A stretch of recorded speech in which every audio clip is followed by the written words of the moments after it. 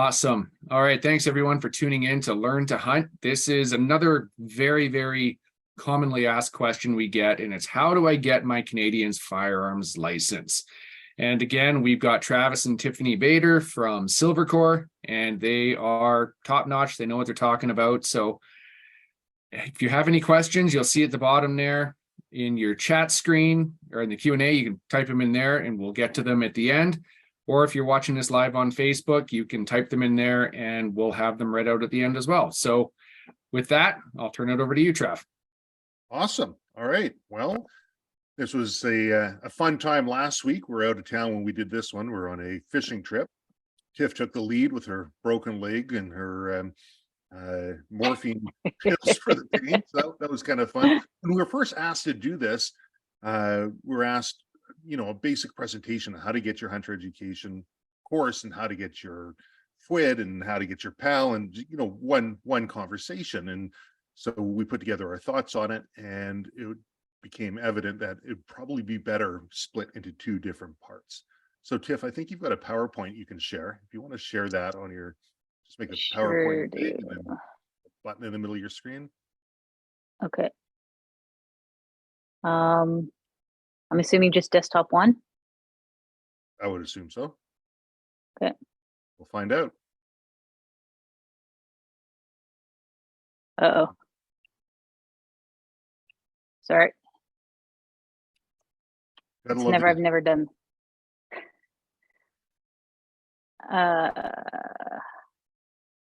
Sorry, it's not working for me here. Sure, see what I've got restrictions on mine. Gotcha. Well, let's see if I can do mine. Wow, look at that. It does the same sort of thing.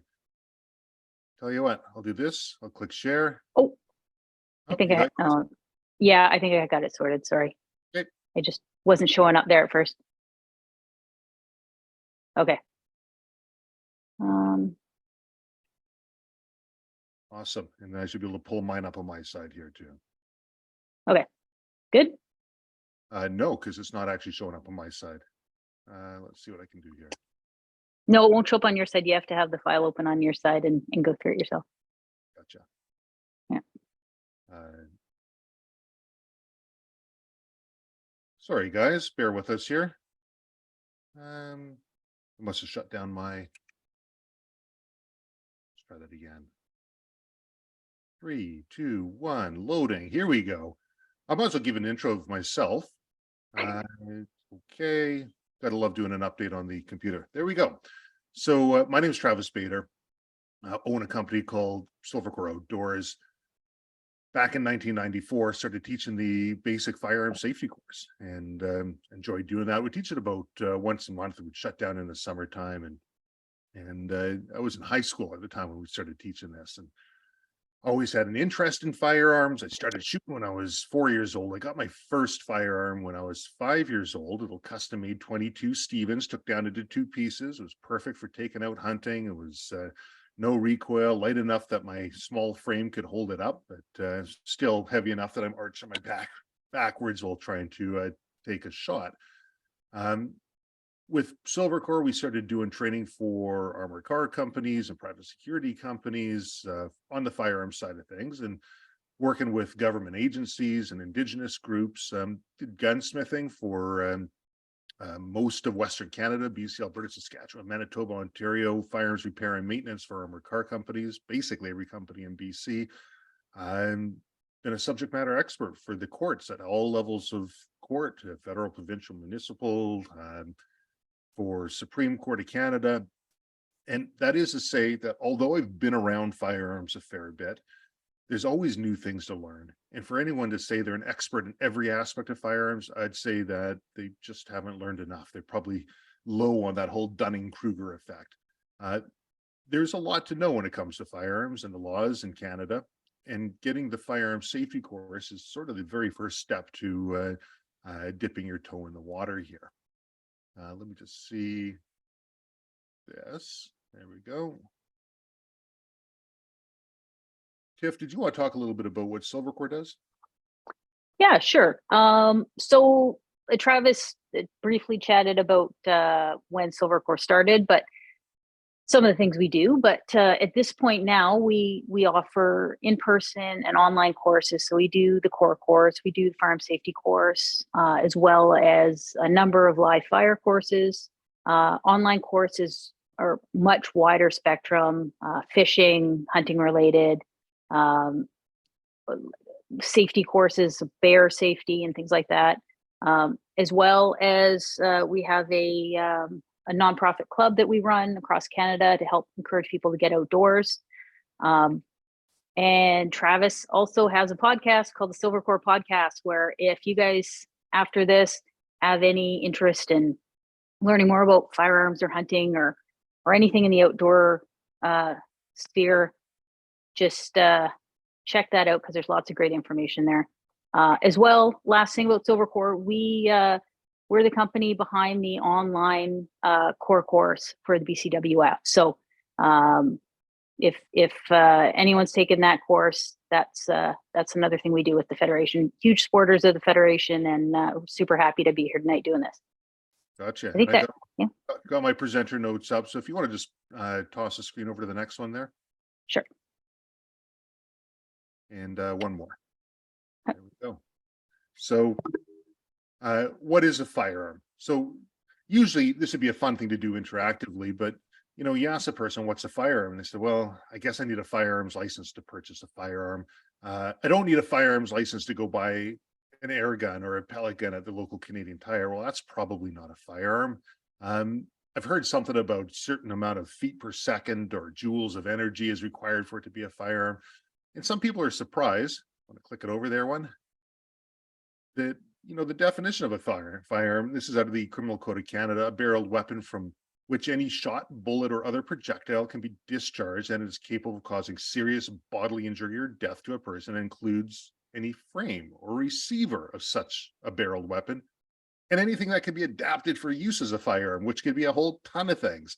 So all of a sudden, the spectrum really opens up about what a firearm actually is. And, we've got three levels of government. We've got our federal government, our provincial government, and municipal government. And each level is going to have different rules or regulations as it pertains to firearms. So when people talk about firearms, they're usually talking about something that's known as a regulated firearm, something that can shoot over 500 feet per second. And the projectile that comes out, the bullet that comes out, will have over 5.7 joules of energy.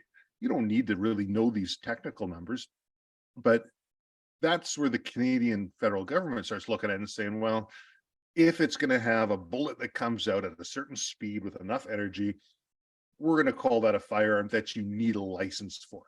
And the reason I mention all of this and the fact that we have three different levels of government is that, recently in BC, our hunting synopsis was updated to include air guns. And it's important to kind of understand what a firearm is, because even if you have something that you've, let's say, purchased at your local Canadian Tire and you didn't need a license for it, you could still find yourself in trouble. You could find yourself facing firearms related offenses. I'll flop the slide over there, Tiff. Yeah. So just a real quick showing a bunch of different offenses. This is just a few. This isn't all of them. I guess what I'm really looking at is this maximum penalty over here. 2 years in jail, a $5,000 fine, and this is S&I, so an indictable offense or a summary conviction. And some of these things, you're looking up to 10 years in jail if you're doing something wrong with a firearm. And that doesn't necessarily mean it has to be done with a regulated firearm. This number 2 on the list is pointing a firearm. You point this firearm at anything you don't have the lawful authority to destroy, you point it at another person, that's a criminal code offense. You can find yourself in trouble. So these are kind of important things for people to start understanding when they start looking at firearms, and they say, well, maybe I better start covering my butt here. I better get myself a license. I better get some training. And so if I'm going to be out using whatever it might be out for hunting. I want to flip the slide over. So we've got 3 classifications of firearms in Canada, and Tiff, you might as well put all 3 of them up there. We've got non-restricted, restricted, and prohibited. Used to be we just had firearms and handguns, and around the 60s they said, well, hold on a second, let's let's define it a little bit further. We're going to have restricted firearms and prohibited firearms, and everything that doesn't fall under those lists is going to be something we call non-restricted. So a non-restricted firearm is generally going to be something that you're going to be out hunting with. Your average rifle or shotgun is going to be generally what we call a non-restricted firearm. Doesn't mean all rifles and shotguns are non-restricted. Generally they are, but sometimes you can find a rifle or a shotgun that ends up on a restricted or a prohibited list. Restricted, the easiest way to think about it, generally speaking, would be restricted as a handgun. It can include some shotguns, it can include some rifles, but handguns were the largest component of what's on a restricted designation. Now, they're still called restricted, even though we've got a freeze right now in Canada on the buying and selling and import of handguns. That might change, but they're still called restricted. And finally, we have prohibited. Prohibited means, like with the restricted ones, they said, well, okay, you can own them, but there's going to be a few more restrictions on them, right? You're gonna have to have special permitting to take it from your house to the range, and you're going to need to store them a little bit differently, or display them, or transport them a bit differently. Prohibited was a different category. It says you can't have them at all. Those we're talking about, like machine guns or suppressed firearms, silencers type of a thing. And can't have them, absolutely prohibited. Some gray areas in there, because sometimes people owned a firearm and all of a sudden they say, well, we're going to make this firearm prohibited. And they say, well, what do we do with this? So don't worry, you can hold on to that gun. But future generations getting into it, you guys can't have it. You guys who have it right now, you can buy, sell, trade, swap amongst each other. We're going to call you grandfathered. We're going to put special conditions on the back of your license. That can get a little confusing for brand new people in there. And they say, well, they say it's prohibited. How come some people can have them?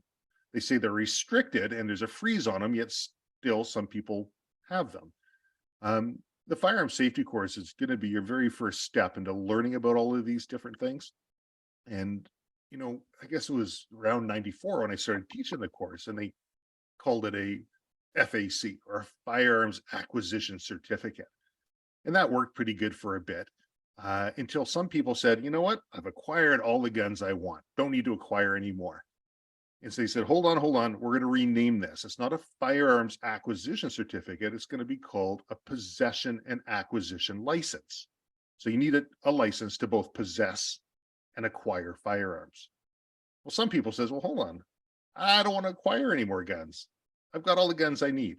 So, okay, we still want to have a license for you. We're going to call it a POL, or a possession only license.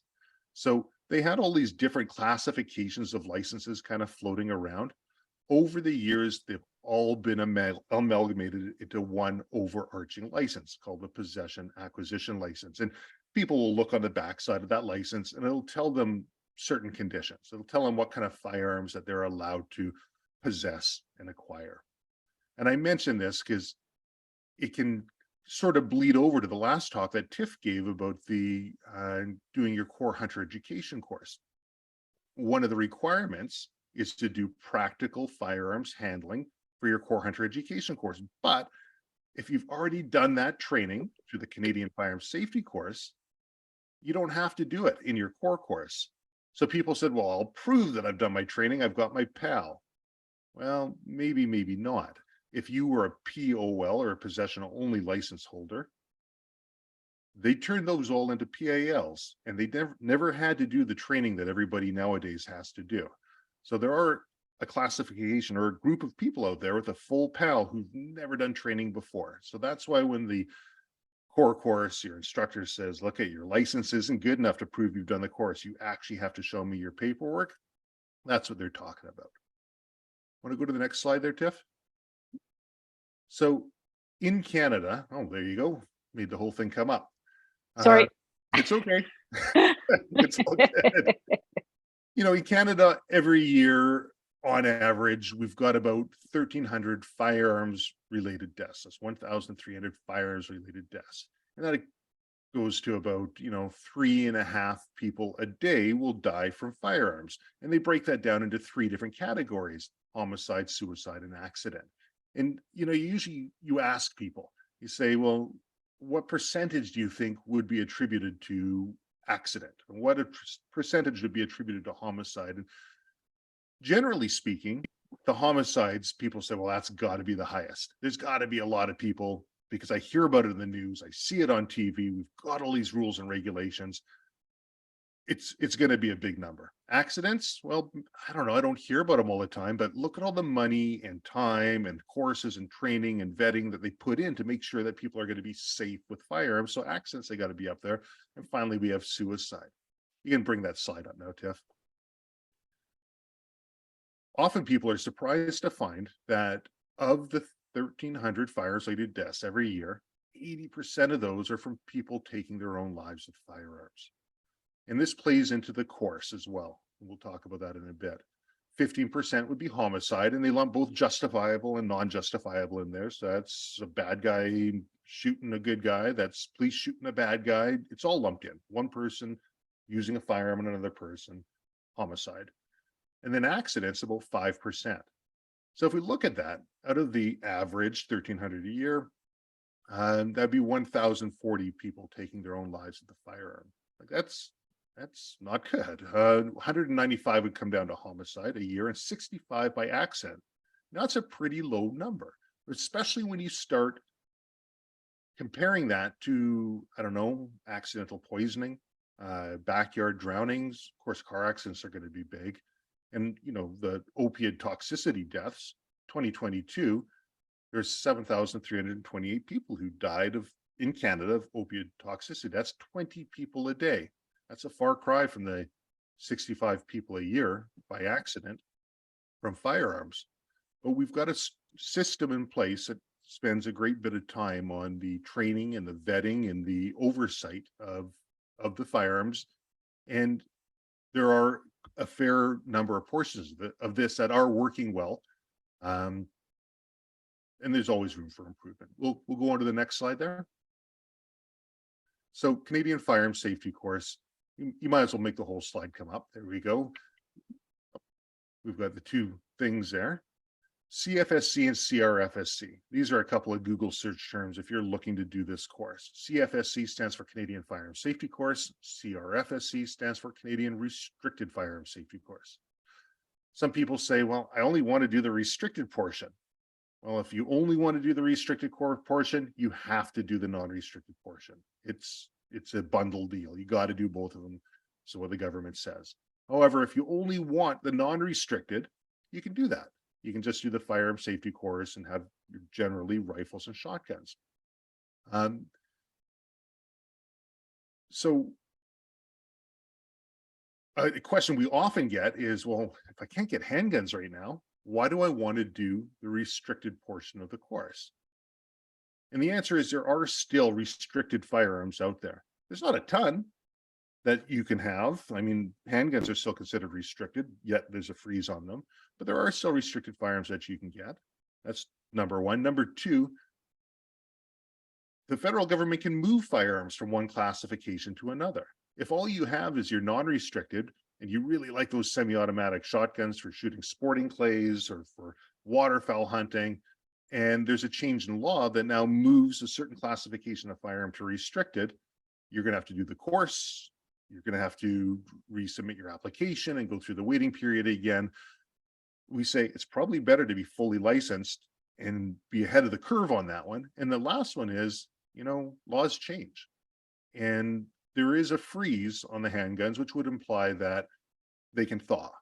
So don't have a crystal ball, do have a gut feeling, but we'll see what the future holds. But that's a common question we get. And essentially it would be up to the individual to decide kind of where they want to go. It's usually cheaper to do them both at the same time than it is to do one, then come back and do the other.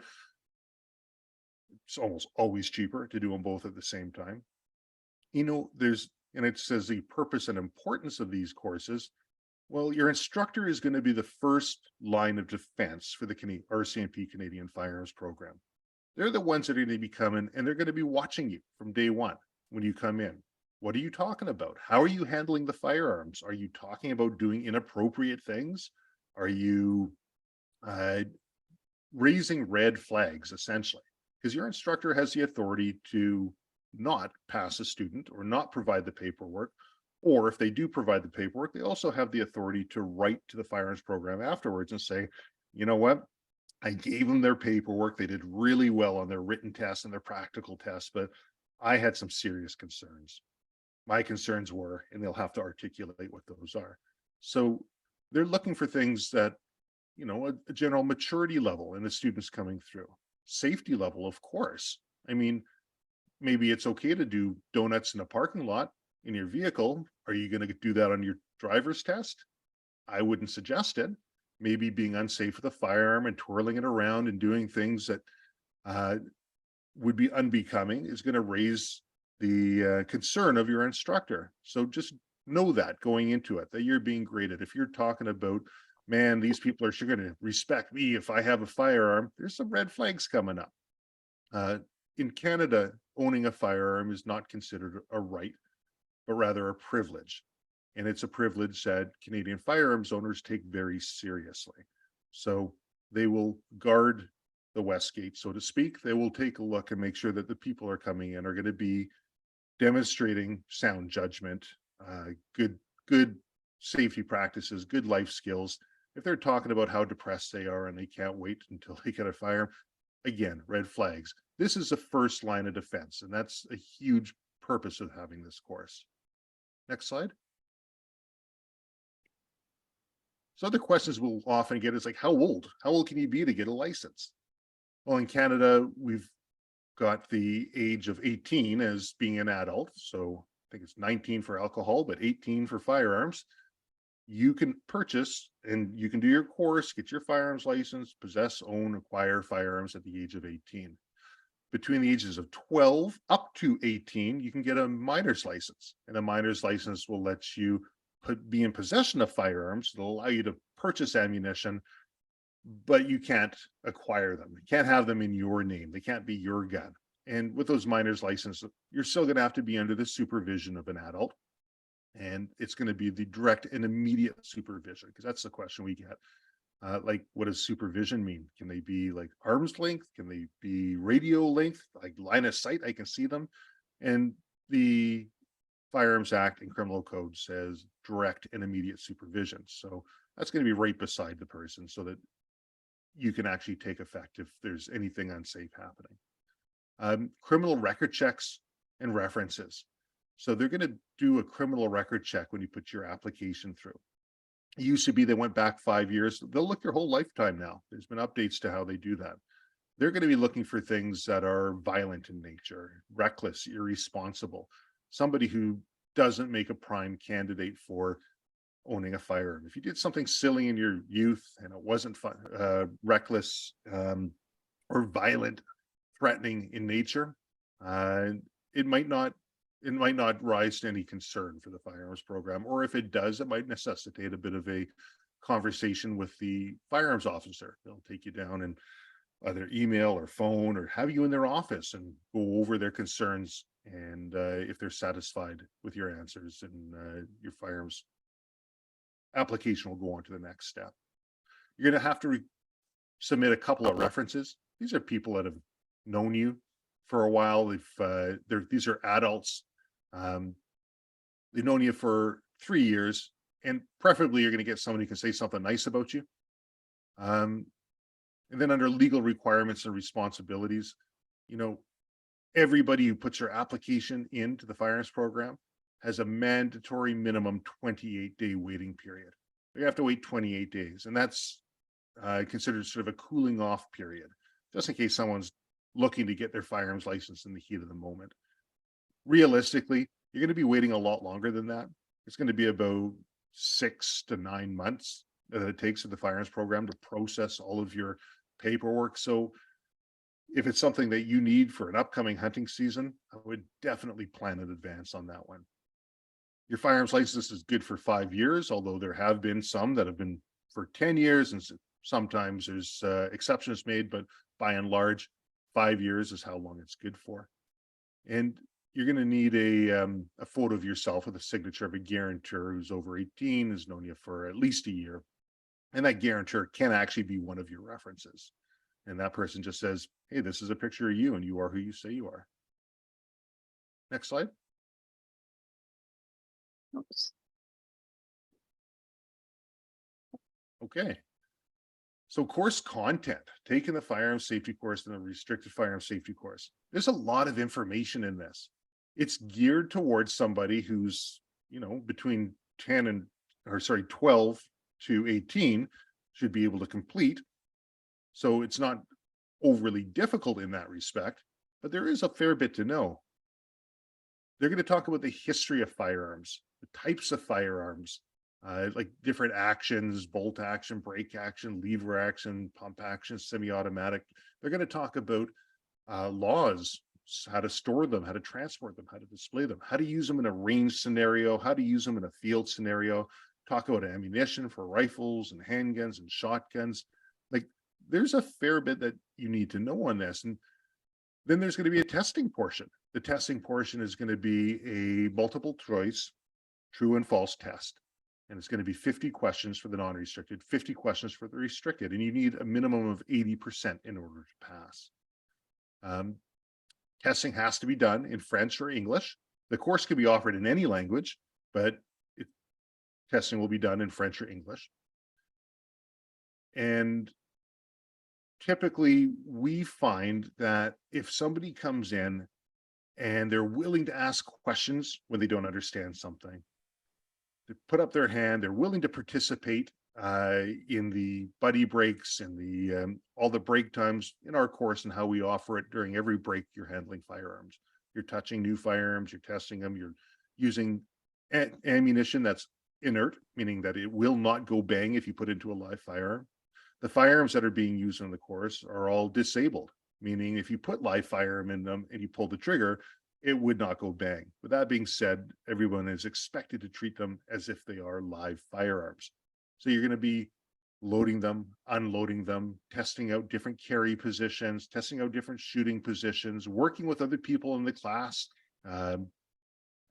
doing mock testing scenarios. The more time that you have doing anything, it's just like driving a car. The more time you drive a car, the easier it gets for you. The more it just becomes second nature. Next slide looks like it says practical testing. We can put, so practical testing, after you complete your written testing, if you're successful there, you'll go on to practical testing. And practical testing, there is an automatic fail, and an automatic fail on that would be pointing the firearm any place that you're not supposed to be pointing it. So that'd be pointing it at the instructor, or let's say pointing it at yourself if you haven't done a proper examination on the firearm, you haven't ensured it's unloaded. The whole course is essentially based around a couple of acronyms that are designed to be applied to every firearm that you pick up. They were borrowed from Colonel Jeff Cooper from the States, and he had his vital 4 things you do with every gun. And Canada liked them so much that they expanded on them and made these acronyms called ACTS and PROVE, which your instructor can get into with you on the course. But for the practical testing, you're going to be asked to identify different actions, pick them up, load them, unload them, use them in a range scenario, use them in a field scenario, talk about ammunition, talk about different bullet types, talk about the laws, show how to use trigger locks and safety devices, talk about paperwork, storage, transportation, display. Like, your instructor wants to know that when you leave, you've got a very strong understanding in your head of the legal requirements and the safe requirements for an individual to use a firearm. Let's try that next slide, see what we have. Okay, steps to obtain a firearms license. Well, you're going to want to find an instructor. It used to be you could challenge the course, but that's no longer the case since about 2015. Now you have to go through the full course. There's mandatory minimum time periods for it. Non-restricted is a minimum of 8 hours. Restricted is 6 hours. If it's done together with the non-restricted, it's 4 hours. But be cautious when you're looking at instructors. There's a lot of really good people out there and a lot of good instructors, but every once in a while, there is an instructor out in the Abbotsford area, also taught out in Surrey, who was doing things a little faster than that, who was not as diligent in their testing process, who was charging a lot of money, and people could come through and get their course quickly. All of those students that went through, there was a formal investigation, that instructor was charged. All of those students were out their money. They were required to do the course again. All of their licenses that were issued were revoked. It doesn't happen often, but when you're looking for an instructor, I would highly recommend that you prioritize safety over top of the easy pass. Look for somebody who can speak to you, and you'd want your family to go through to be safe around firearms as well, not a MIC CFC. Prioritizing safety over the pass rate essentially is something that would be something that I would be looking for. Look for a comprehensive curriculum, lots of hands-on training. Everyone teaches a little bit differently, and it'd be good. It's okay to call your instructor up and say, hey, how do you teach? What's it entail? Here's my requirements. Here's how I like to learn. Does your teaching style, does it gel with that? It should be an open conversation, because the end result should be the student being at a higher level of education and competence and ability when they leave, not just having that piece of paper in their hands. So by all means, quiz your instructors.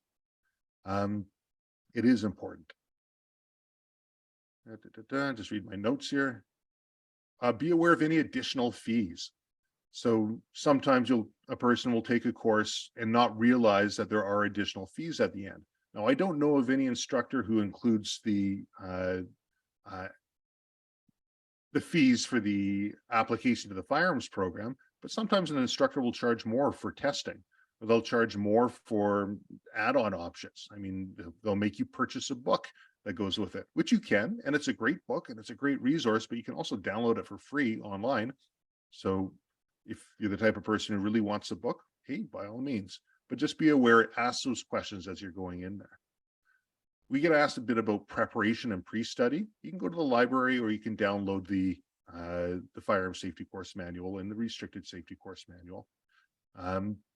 We've also put together an online course, covers absolutely everything an individual needs to know. And the nice thing about that is it's available after you do the course too. I know when I do a first aid course, I'm an expert in first aid. When that course finishes, a week later, I maybe not as an expert. A month later, maybe I've forgotten a couple things. A year later, man, I could probably use a refresher. Having the online resource is fantastic. The only thing it doesn't cover is the practical handling, because that's very difficult to do in an online format. Some people don't do tests well, and they might want extra time to practice or study in advance. Talk to your instructors. The course can be given in any language, but English or French is what the testing has been mandated to be done in. And from a study resource, Silver Course put together on our YouTube channel. If you want to know what is required for your practical testing, every action, both non-restricted and restricted, we have our instructors going through and showing how to handle them, go through their acts, go through their proof, and it's all free, a lot of free resources. And if you want to learn more on that, we've got the podcast too. You finish a course, the instructor will say, congratulations, you did a great job if you've done a great job, and provide you with paperwork. Take a picture of that paperwork that you have. Keep an electronic copy that you have, just in case it gets lost in the mail or you lose it somewhere. It's being recommended more and more that the application be done online. The Firearms program has an online resource to submit your application, but you can mail it in. You can print it off or get a copy from the Firearms program.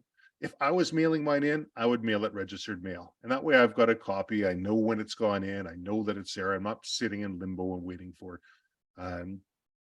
to hear back. The online application is a more streamlined way to do it. If you're tech savvy and you're up to it, I would highly recommend it. Of course, after the 28 days is up, your paperwork comes off the pile, and that's when they start doing the criminal record checks and reference checks and going through your application form, which is probably why it takes between 6 to 9 months for licenses to get issued. They're going to have to ask for 2 pieces of government issue ID when you're putting it in. Your 2 references are going to have known you for at least 3 years, at least 18 years old. Can't be your conjugal partner. Your photo guarantor, it's going to be at least 18 and known you for a year. It can be one of your references. You can pay with a credit card to, there's going to be a fee for the application. $64.54, I think is what it is for the non-restricted. Or if you want to do both non-restricted and restricted, it'll be $86.06. And your license will be issued, provided there are no big red flags. The Miramichi will take a look at it. And if you have the restricted endorsement, the province that you're in will take a look at it as well. There we go. So your PAL get issued. It's good for 5 years. Stay on top of that. Highly recommend, if it's going to take 6 to 9 months for them to process your application, your renewal, you can expect, you'd think it'd be a little faster. You'd hope it'd be faster, but let's just expect at least that time frame. So put your renewal in well in advance so that you don't run into a situation where you're in possession of firearms, but not a firearms license. In fact, I think it was during the COVID times, there were such backlogs that they brought in a 6-month extension. So if somebody's license expires, they've got their 5 years, he's got another 6 months afterwards where they can still be in possession of their firearms. They just can't use them, but they're not going to find themselves a criminal. If you move, you got to let the firearms program know. They need to know how to get a hold of you. Excuse me. And if you have restricted firearms, they need to know where those are kept. So keeping your address up to date is an important thing. I think, you know, that's, we can skip. Oh, there we go. I've been skipping through. I didn't know Tiff wasn't. There we go. Skip to the conclusion there. So, you know, the biggest points of this are just, you know, we want to emphasize the responsible use of firearms ownership and having proper training. It's a community, and you want to belong to that community and be able to talk the talk and fit in. Don't take shortcuts. Family members, if you're going to have firearms in the house, we highly encourage, get your family members to take the course. Make sure that they're safe. Make sure that they understand it's not this secret thing that only mom or dad has, and a second mom or dad isn't there. That's the thing that the family is going to want to know about. You know, there's another side to that too. I remember a number of years ago, a husband bought himself a real nice safe for his firearms. Like, it was pretty secure. And the wife's like, "Oh, this is great. Can I store my jewelry in there? It's going to be a safe place to store it." Husband's, "Yeah, that's a fantastic idea." Well, what ended up happening with his husband and wife was the wife didn't have a firearms license and the husband did.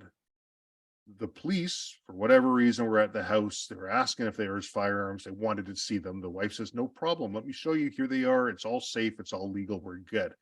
They said, "Oh, fantastic. Looks good. Trigger locks locked up. You guys have gone above and beyond." They asked the wife, "Can I see your firearms license?" She said, "Well, I don't have one. It belongs to my husband." He said, "Ah, but you've got access to firearms without a firearms license," and she was charged. So just something to keep in mind in the whole CYA sort of things. Having a little bit of knowledge, having the licenses within the family is definitely a good thing when it comes down to firearm safety. That's it. Thank you very much for your attention. And if you guys have questions, I think Steve will be able to relay those over. I'm looking forward to seeing them. That light is spicy over me right now. It is. Wow. Give me a second to turn that off. You're glowing.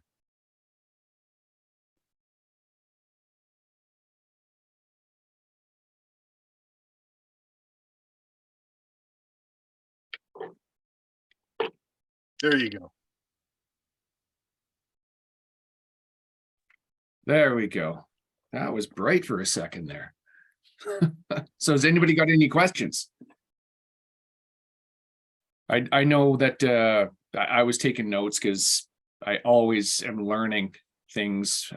It's just what we do when we're in this field, right? You learn off your peers. And you mentioned something there, Travis, about red flags on an application. For somebody who doesn't know, can you give a couple examples of something that might hold up paperwork?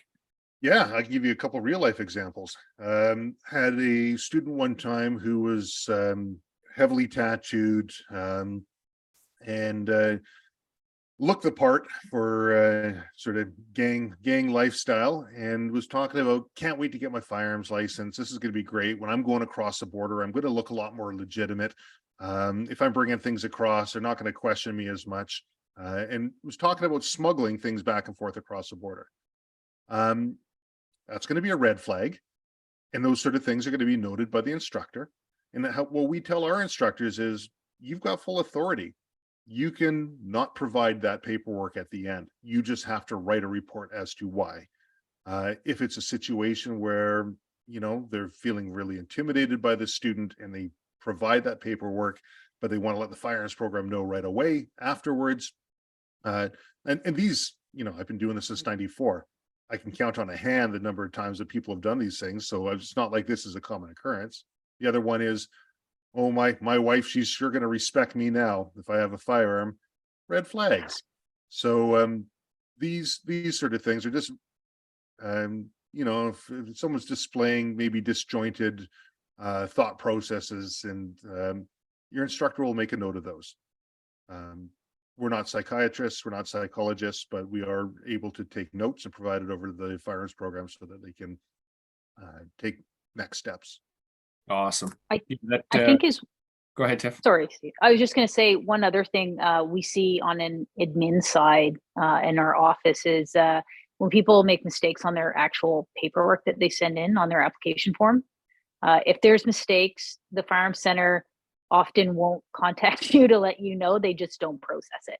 So if your application's taking a year and you don't know why, and money hasn't been processed on your credit card, you might have made a mistake or omitted something on your application, and they don't bother often doing the troubleshooting to figure out what the real answer is, or helping you through it. You just have to resubmit. Yeah, you see that a lot on social media. People are in some of the big groups are like, why is my firearms application taking a year? It's been 18 months. And people go, have you picked up the phone? Well, no. And then it's as simple as the CFO or whoever's looking at it, wherever it falls in on that stage, is they go, oh, well, right here it shows XYZ, and it's cleared up in 30 seconds and their firearms license is issued, and it's in their hands within 2 weeks. So yeah, as Tiff said, stay on top of it. Ask those questions. Ask those questions. Yeah. So here's another one for you, for Trav. You see it on social media again often. People are saying, I don't have a PAL, but I want to buy this firearm. Can you do it for me? Like when you used to do when you were 19 and people were getting outside the liquor store, right? Right. The straw purchases. What can happen in that sort of situation in your experience, if you've ever seen it? Yeah. So NWest puts on a presentation. It's kind of interesting. They did a video with a local gun store, Wanstalls, and they had Matt as the straw purchaser in the background. Anyone who's dealt with that company here in the Lower Mainland, but yeah, you can find yourself in a heck of a lot of hot water, and that works on both the ammunition and the firearm side. If someone's out purchasing a firearm for somebody else who doesn't have a license, your gun stores have all received training in how to identify straw purchasing from NWest in these videos that they've put out. And you require a firearms license to purchase ammunition as well. If you're out there purchasing ammunition for somebody else who doesn't have a license to have it, you can find yourself in a heck of a lot of hot water. So both the person purchasing as well as the person who's going to be now in possession of a firearm without a license.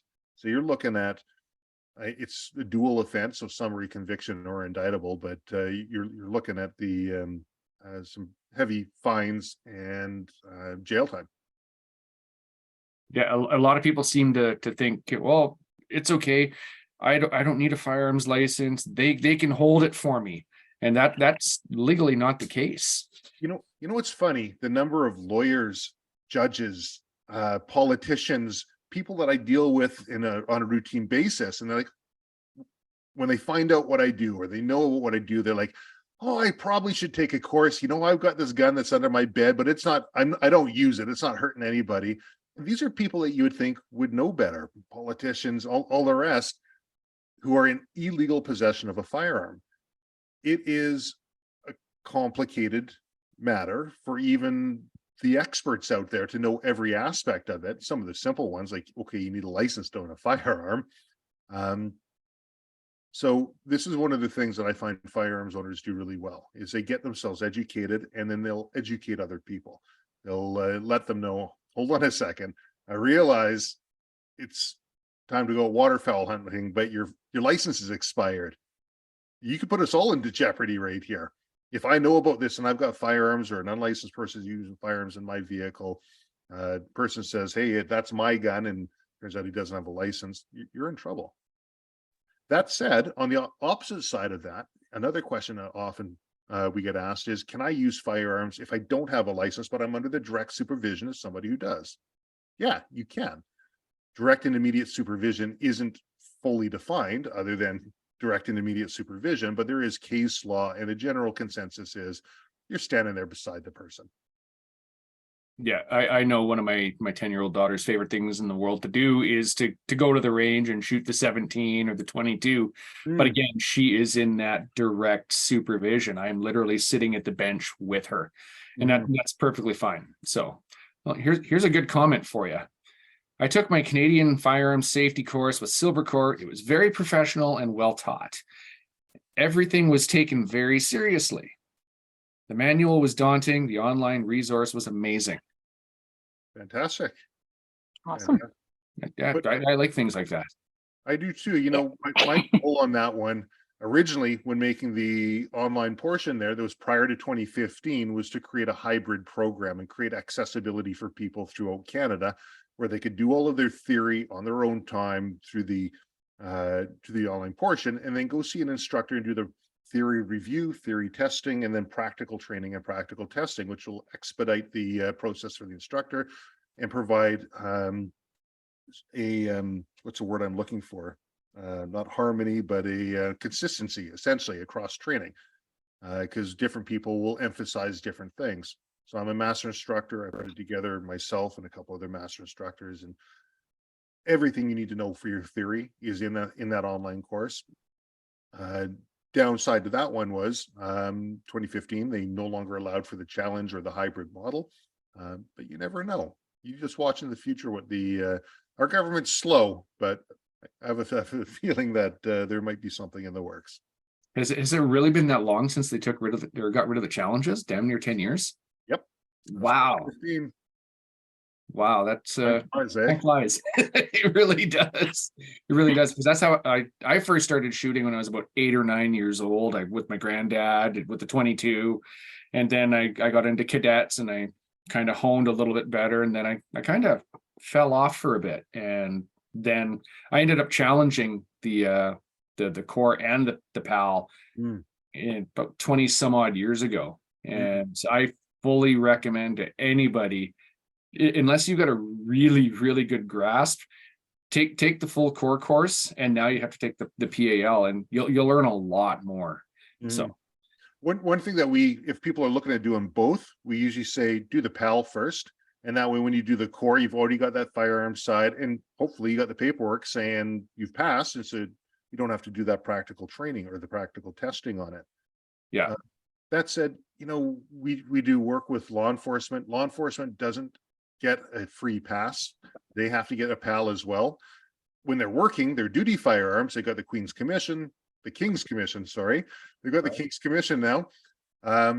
So they don't need a license for that. But if they ever want to use a firearm outside of that, they need to have the course. And despite being proficient in their duty firearms and having a good grasp on how the laws work, you'd be surprised at how many come through and say, man, I'm so glad I did the course. There are things that are unique to this course that I just wouldn't have known. Yeah, totally agree.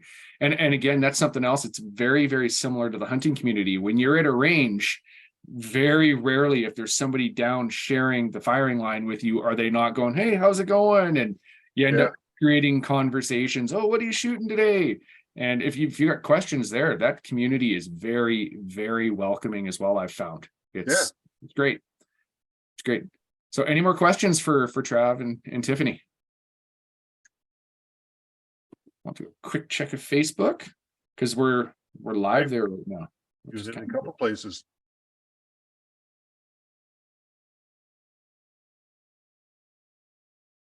Okay, we do, of course. Once you get your PAL, can you start bringing someone with you under you to the range, or is there a period of time you have to have your PAL? No period of time. As soon as you get your PAL, you're good to go. Bring your friends, have fun. Yeah, I guess this is kind of tying into the core question, right? Where you have to have your hunting license, a minimum number of months or years, whatever it is now, before you take somebody out on initiation, right, or supervising. So, Right. Yeah, that's a good point. yeah, good question there. Any more? People type slow, so. Hey, I got time. When did you guys get back to Smithers? When did we get back?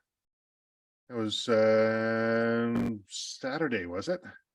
Around Yeah. Sunday morning. Oh, around- did you guys get pushed out or? No. Yeah. I mean, we had the fire right across from us, but we had a bit of a rain, which helped keep it down, and the helicopters going back and forth. But yeah, we just did the full drive straight through, and kids are like, "Yeah, we're good. We'll drive through." Yeah, once you get them tucked in and just ready to go, it's hammer down. Like in a week and a half, I'm heading up to Dees Lake with some buddies and we're doing a fly-in, and that's 10, 12 hours from PG itself. So Wow. yeah, it's a heck of a drive. Yeah, what were we? We ended up 14, a 12 and a half hour drive. We ended up like about 14 and a half after breaks and everything. Oh, else. So, yeah, just With a dog too, it slowed down a bit, but yeah. oh right. School Yeah. and Trav doesn't like driving on long weekends. So the thought of driving Labor Day on the highway with a trailer and Oh yeah. broken leg and a dog and 2 kids, it was no, we just No. drove through. Trav's gonna be hanging out in the trailer. Yeah, Exactly. pretty much. I don't like crowds. No, I'm the same way.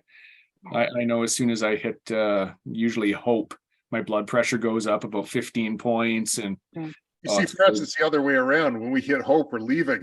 yeah, exactly. Okay, here we go. Yeah, exactly.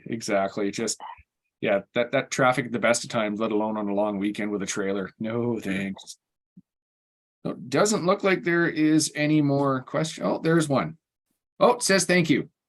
Oh, Not a okay. question, but a comment. Thanks, Kim. You're very welcome. Yeah, and if people have questions, you can always do them offline too. You can contact us, contact the Wildlife Federation, fantastic resource. Lots of people there that have tons of experience, or you can contact Silvercore, just go to the website, email, phone. I mean, that's what your instructor or school should be. Mhm. It's a resource for you. It's a community. And like Steve was saying, it's a very welcoming community. We'll help you. We'll help you along the process and introduce you to the places where you have to go because we want to see you successful. It's good for everybody. Absolutely. So on that note, doesn't look like we got any more questions. Time to give yourself a plug. How do they find you? You've mentioned your website, but what is it? Silvercore.ca. Silvercore.ca. You can go the Silvercore podcast is the other one, is Apple, Spotify, all the major ones. We got some interesting ones. We had Colin Deller, who survived a bear attack by fighting the grizzly bear off well in the bear's mouth with his pocket knife. Yeah, it was pretty interesting. Ex Special Forces, SAS, SBS, JTF2, Navy SEAL, Green Beret, interesting life, very inspirational backgrounds, like people who know way more about hunting and firearms than I do in certain areas that are sharing their knowledge. So I love it because I learn, and other people tune in because there's information for all levels. And you've had me on there too, so it's got to be great, right? That's right. I was gonna say I'm not the there's a best, couple but- of Steves, so